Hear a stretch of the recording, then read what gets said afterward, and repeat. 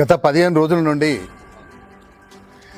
BC 42% reservation తెచ్చి స్థానిక ఎన్నికలకు పోదామని చెప్పి ఏదో పనికిరాని నోటిఫికేషన్ వేసి బీసీలను మభ్యపెట్టడమే తప్ప ఇందులో వచ్చేది ఏమీ లేదు అన్న విషయం మాకు అందరికీ తెలుసు. అయినా కూడా బీసీలకు 42% రిజర్వేషన్ వస్తే ఇక్కడ ఉన్న తెలంగాణలో జనాభా బీసీలు 56% ఉన్నారని వాళ్ళే తేల్చిరు లెక్కలు.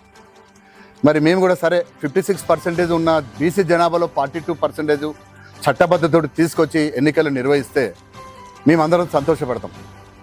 మేమందరం కావాలనే అనుకున్నాం. బీసీలం కూడా, బీఆర్ఎస్ పార్టీ కూడా దానికి మద్దతు ఇచ్చింది. కానీ చట్టబద్ధత లేకుండా వీళ్ళేదో అసెంబ్లీలో బిల్లు పాస్ చేసుకొని గవర్నర్ సంతకం లేకుండానే పార్లమెంటుకు పంపి ఎలక్షన్ నోటిఫికేషన్ వేసి పోవడం సక్రమైనది కాదు. మరి ఈ విషయం మేము ఖండిస్తూనే ఉన్నాము. ఇది పనికిరాంది, ప్రజల్ని మభ్యపెట్టడం. అందులో బీసీలు వెనుకబడి ఉన్నారంటే ఇంకా కూడా ఈ చెల్లని చట్టాన్ని తీసుకొచ్చేసి ఎన్నికలు పెట్టిన తర్వాత కూడా కొన్ని రాష్ట్రాల్లో రద్దయిన విషయం తెలిసి కూడా దీన్ని చేద్దామనుకోవడము కాంగ్రెస్ వారు చేస్తున్న తప్పు. మరి నిజంగా రేవంత్ రెడ్డి గారికి చిత్తశుద్ధి ఉంటే బీసీలకు చట్టబద్ధంగా 42% తీసుకొచ్చి పెట్టాలనే మేము డిమాండ్ చేస్తున్నాం బీఆర్ఎస్ పార్టీ తప్ప ఈ రకంగా తీసుకొచ్చి నలుగురు నవ్వులు పాలు అయ్యే విధంగా కావడము సిగ్గుచేటు. మరి ఇంత పెద్ద రాష్ట్రంలో కేసీఆర్ గారు కష్టపడి తీసుకొచ్చి తెలంగాణ ఇంత అభివృద్ధి చేసిన రాష్ట్రంలో ఈరోజు ఏదో ప్లాన్ లేకుండా, అసలు ప్రణాళిక లేకుండా ఈరోజు ఎలక్షన్లకు గుడ్డిగా పోయి ఈరోజు హైకోర్టు తోటి మొట్టికాయలు వేయించుకొని వాయిదా వేయించుకొని మళ్ళీ 4 వారాలు వీళ్ళకు పిటిషన్ వేసే విధంగా ఇవ్వడాన్ని ఎంత సిగ్గుచేటో మరి ఇతర రాష్ట్రాలు కూడా ఏమనుకుంటున్నాయో రేవంత్ రెడ్డి గారికి కానీ అలా ప్రభుత్వానికి తెలిసి వచ్చిందని అనుకుంటున్నాం. మరి ఈరోజు కాంగ్రెస్ ప్రభుత్వము గతంలో ఏదో కళ్ళబొల్లి మాటలు చెప్పి ప్రజలను మభ్యపెట్టి మేము ఏదో చేస్తామని పనికిరాని హామీలు ఇచ్చి ఈరోజు ప్రభుత్వాన్ని గద్దెకెక్కి ఒక్క హాని కూడా పూర్తి స్థాయిలో నెరవేర్చకుండా ప్రజల్ని ఈ 2 సంవత్సరాల్లోనే ప్రజలందరూ విసిగిపోయి ఎప్పుడు ఎలక్షన్స్ వస్తాయా, మళ్ళీ కేసీఆర్ని ఎప్పుడు సీఎం చేసుకుందామా, కనీసం బీఆర్ఎస్ పార్టీ సర్పంచ్గానే స్థానికులుగా ఎంపీటీసీలుగానో చేసుకుందామనే ఆలోచనలో ఉన్న టైంలో ఇది ఎలాగో కాలం వెళ్ళబుచ్చుకొని ఏదో టైంపాస్ చేయడమే తప్ప నిజంగా ఎన్నికలు నిర్వహిస్తే ఓడిపోతామనే భయం కాంగ్రెస్లో ఉంది. అందుకోసమే ఈ బీసీ రిజర్వేషన్ అని ఇంకేదో అని చెప్పేసి మభ్యపెడదాం అనుకుంటున్నారు. ఇదంతా ప్రజలు గమనిస్తున్నారు. మరి తెలంగాణలో ప్రజలు అంత ఈజీ వాళ్ళు కాదు. మంచిది చెడేది తొందరగానే తెలుసుకున్నారు.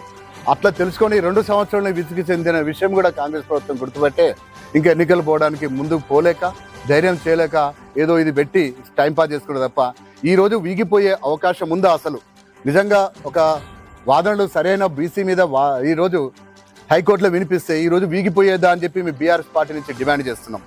అంటే సరైన ప్రణాళికలు లేకుండా, సరైన వాదనలు వినిపించకుండా ఈరోజు ఈ కోర్టుతోటి మొట్టికాయలు ఎంచుకొని ఇది వీగిపోయే విధంగా ఈ రద్దు చేసి దీన్ని పోస్ట్పోన్ చేసో మళ్ళీ కొత్తగా మీరు వేసుకోండి అని చెప్పే స్థాయికి తీసుకొచ్చినందుకు నిజంగా తెలంగాణ ప్రజలుగా బీఆర్ఎస్ పార్టీ ప్రభుత్వం మేము రేవంత్ రెడ్డి గారు ఇకనైనా బుద్ధి తెచ్చుకొని సక్రమైన మార్గంలో పనిచేసి బీసీలకు న్యాయం చేయాలని చెప్పి బీసీ రిజర్వేషన్ చట్టబద్ధత తీసుకొచ్చి ఈ అతి తొందరలో ఇంకా కాలయాపన చేయొద్దు.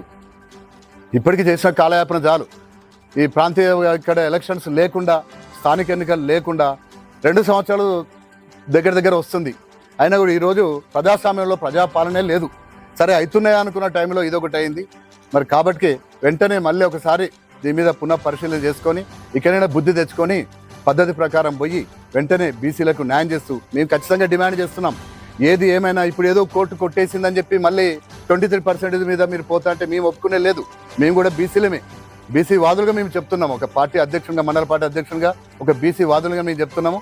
ఖచ్చితంగా 42% బీసీ రిజర్వేషన్ చట్టబద్ధతగా తీసుకురావాలి, చట్టబద్ధంగా ఎన్నికలు నిర్వహించాలని చెప్పి కోరుతుంది. బీఆర్ఎస్ పార్టీ వాస్తవానికి ఎన్నికల పరిక్రమాన్ని చూస్తున్నారా, ఇంకా భవిష్యత్తులో వాస్తవానికి భావితరానికి విద్యా ఉద్యోగాల దాంట్లో కూడా రిజర్వేషన్ కల్పించాలని చెప్పేసి అడుగుతున్నారు?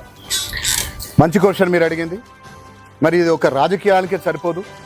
మరి అన్నిట్లో రిజర్వేషన్ కావాలని అడుగుతున్నాం. కానీ ఏది చేయాలన్నా ముందు రాజకీయ చైతన్యం అనేది కావాలి. కాబట్టి మొట్టమొదటిగా ఫస్ట్ రాజకీయంలోనే చైతన్యపరిస్తే మిగతా దాంట్లో కూడా మాకు అవకాశాలు దొరుకుతాయని ఆశతోటే మేము 42% రిజర్వేషన్ అడుగుతున్నాము.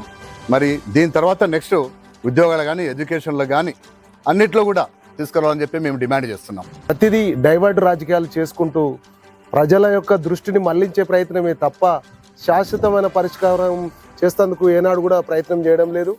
ఈ బీసీ 42% బీసీ రిజర్వేషన్ అనేది ఫస్ట్ నుండి దీని మీద అవగాహన లేకుండా ప్రభుత్వం ఏదో ఆర్భాటాలకు పోయి ఏంటంటే మేము బీసీలకు మేము డిక్లరేషన్ ఇచ్చినాము ఎలక్షన్లా మేము చేస్తున్నామని సోప్ టప్ చేసి ఇప్పుడు కోర్టుల కేసు నడుస్తుంటే కూడా నోటిఫికేషన్ ఇచ్చి నామినేషన్ వేయమని చెప్తే ఈ రేవంత్ రెడ్డి ప్రభుత్వానికి ఉన్న దివాళకోరుతనం అని బయట పెడుతుంది.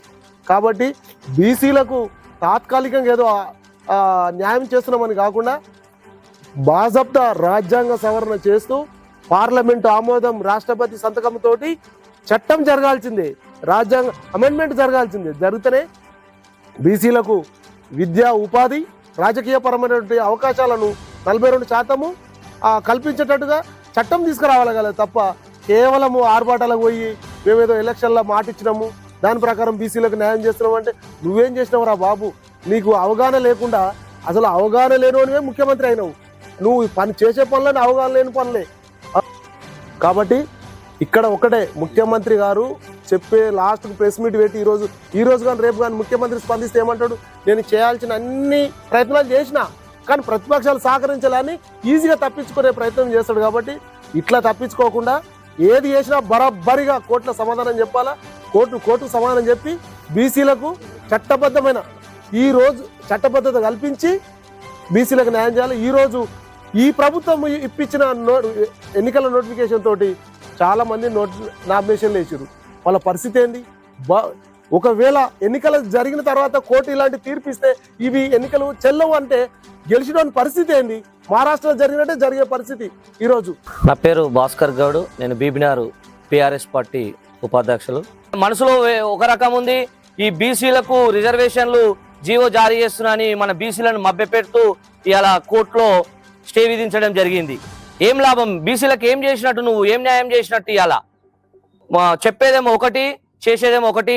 రేవంత్ రెడ్డి ఖబర్దార్, మా బీఆర్ఎస్ ప్రభుత్వము బీసీల తరపున పోరాడుతూనే ఉంటది కాబట్టి మా బీసీలకు తగిన న్యాయం చేసి మా రిజర్వేషన్లు మాకు కల్పించాలని మా బీఆర్ఎస్ పార్టీ తరపున